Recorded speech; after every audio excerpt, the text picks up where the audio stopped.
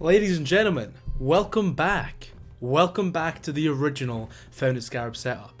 My camera, I'm pretty sure, is a little bit squint, and I don't know how to feel about it, but we move. Maybe my walls just squint. Ladies and gentlemen, how is everyone doing? Today, we have a little bit of a classic Founded Scarab video because I went on Twitter recently to ask people, if Assassin's Creed 3 was fully remade from the ground up, what would they want to see? Now, we've done this with Red Dead 1 before, we've done this with Assassin's Creed 1 before, and today I figured I'd go to a game that I actually dislike to see if there are some improvements that could be made upon it. If you want to be involved in these types of videos in future, make sure to follow my Twitter at Founded Scarab. And without further ado, let's get started.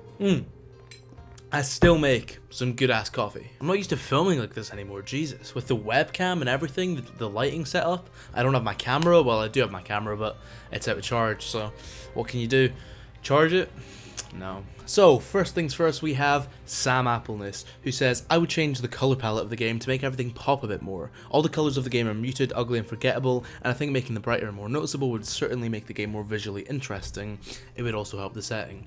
And Sam, I entirely agree. Although the Assassin's Creed 3 Remaster kind of did this in 2019, it also just kind of made everything very, very, very orange. Instead of actually adapting the world and, you know, building up the colours of the world, they just added a new lighting system that made everything completely bright yellow. And although that looked okay and added some more depth to the characters' faces and the models, it wasn't exactly a full-on remastering of the world. And I think that's what Sam means here. Although the historical setting of revolutionary America should indeed be historically accurate, that doesn't necessarily mean it needs to be ugly as fuck. You know what I mean? Like, if they can make Industrial Revolution London more beautiful and more colourful than the fucking American wild frontier, there's a major issue there. Next up, we have the main man himself, Ben Higgins, aka Biggins, who says, explore Connor's heritage and culture more and what that means to him. They had a great chance to do something really cool and interesting with the Mohawk man living during the American Revolution, but they just kind of did fuck all. Yeah, I definitely agree with that there. Although Connor's heritage is explored slightly in the early chapters of his story, it definitely is kind of put to the side. You know, there's an early conversation he has with Sam Adams where he discusses the, you know, ethics and implications of slavery, and that doesn't really go anywhere. Connor often prioritizes the Revolutionary War over his people despite what he may tell you, and although it's mentioned that he can't use his native name in Boston and New York, that never really comes up and he's never really explored. On top of that, when they do try to explore his culture in the DLC, it's a ridiculous bear minigame. So yeah, let's sort that out, please. Next up, we have Mario5380, who says, ideally, go with the original idea of this being a Haytham game, but if we have to stick to the main guideline of the game, add Connor's speech at the end reflecting his journey, have Connor actually change throughout the game from a naive boy to the more understanding person, and show us his conflict of working together with Washington after it's revealed he was the one who burned down his village. So of course, this is mainly a story grievance, and I massively agree with it. I mean, Haytham is far and away the best character in Assassin's Creed 3,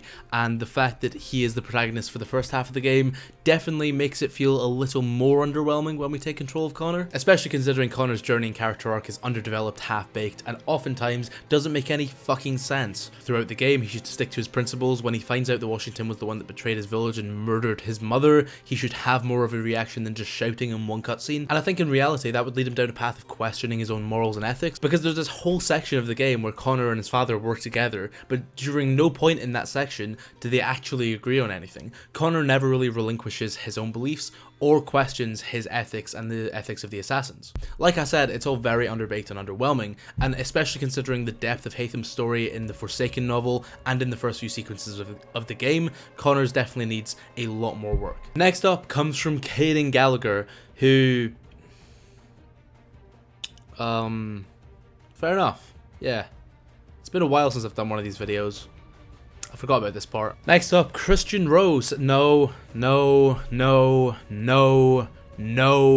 up we have Ensumbe, who says the tree branches actually bending like in the leaked beta footage. And whilst that's the most smallest, most nitpicky thing of all time, mentioning that early beta footage is very interesting because a lot of that early beta footage was entirely cut from the game. And I think that's partially because that was essentially a pre-rendered CGI imagining of what Assassin's Creed 3 could have been. However, that footage contained very hyper-realistic elements, you know, hyper-immersive, realistic animations, the likes of we've seen in Red Dead 2. And although it wasn't necessarily possible to incorporate that into a game in 2012, it definitely is now, as we've seen with Red Dead 2. So in my opinion, adding some of those very realistic, very immersive animations and aspects into the game from the beta footage would increase Assassin's Creed 3's standing for me tenfold, because I fucking adore being immersed in games, and if I'm not immersed in games, I simply will not play them. Sir Dwolfker says something that is absolutely essential if they are ever to remake Assassin's Creed 3, which by the way they're definitely not going to do, but it's fun to talk about anyway. He says one thing,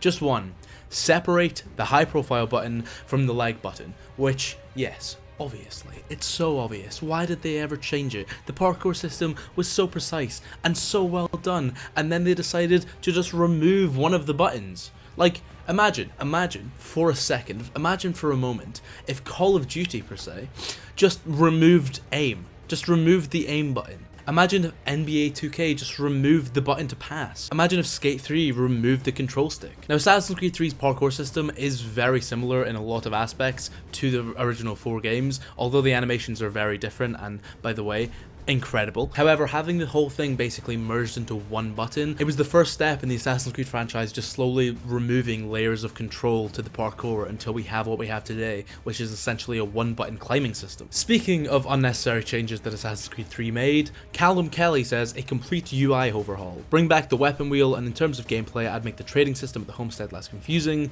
There's just something about the homestead mission, there's just something about the homestead overall that feels messy and unfocused. The missions are great though, and whilst I agree that the missions are fantastic, I do kind of see what you're saying there. I think the way they incorporated the trading mechanic, although very interesting and very immersive, was confusing. I think a lot of people just didn't even use it. It was quite contrived, and there was a lot of weird hoops you had to jump through. You know, you had to do the homestead missions to get the materials, then you had to get the materials, make the products, then send the products off, but then the products could be intercepted, so you have to go fight off guards. It was like the amount of time the player had to invest into the mechanic to make it work wasn't really worthwhile for the, you know, £250 that would come back into Connor's wallet. So either kind of simplifying that system or making the rewards for it significantly more important. I think that would be necessary to make the system work as intended. As for the UI, yeah, weapon wheel. It's swift, it's easy, it's clean. It's clean. You just press a button, pick a weapon, and it's immediately back into the game. You don't need to go to a whole different menu.